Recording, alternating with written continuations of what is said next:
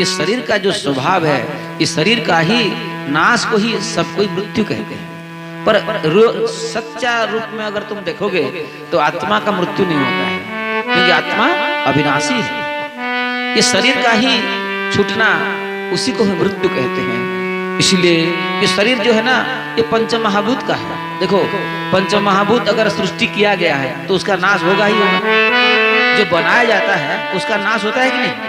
जो बनाया जाता है उसका नाश होता है। अरे भैया, अभी तुम भोजन बना लो और वही भोजन को अगर 2-3 दिन रख लोगे तो ये भोजन भी सड़ जाता है, तो भोजन भी गंदगी को प्राप्त हो जाता है। तो जो चीज तुम बनाओगे ना उसका नाश जरूर है। इसलिए शरीर को बनाया गया है। और कैसे बनाया गया है?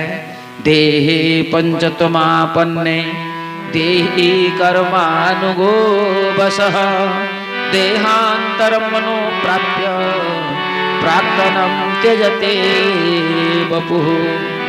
ये जो देह है ना, ये शरीर जो है पंच महाभूत से ही सृष्टि होता है, पंच महाभूत से ही पैदा होता है और पंच महाभूत में ही वो विलीन होता है। पर ये जो शरीर जब सृष्टि होता है, इसमें जो जीवात्मा रूप में जो जीव होता है वो स्वभाव तंत्र ही जीव है। ये कर्म के परवश, कर्म के अधीन होकर के ही ये जन्म होता है। और जो भी कोई, जितना भी जीव ये संसार में आए हैं ना, ये अपना अपना कर्म के बल पर ही ये संसार में आते हैं।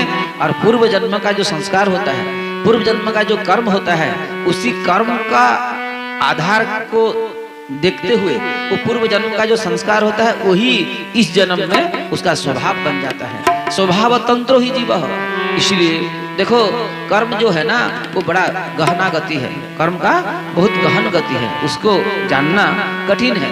पर ये जन्म अगर तुमको मानव जन्म मिला है तो इस जन्म में अगर तुम कर्म को सुधारना चाहते हो तो देखो, बड़े बड़े विद्वान कहते हैं शरीर किस लिए मिला है भैया?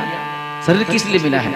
शरीर अगर मिला है ना तो शरीर ही को प्राप्त करने के लिए, ये शरीर में जो अंतर आत्मा में जो बैठे हैं ना, उसी कृष्ण को, उसी राम कृष्ण को प्राप्त करने के लिए ही हमको शरीर मिला है।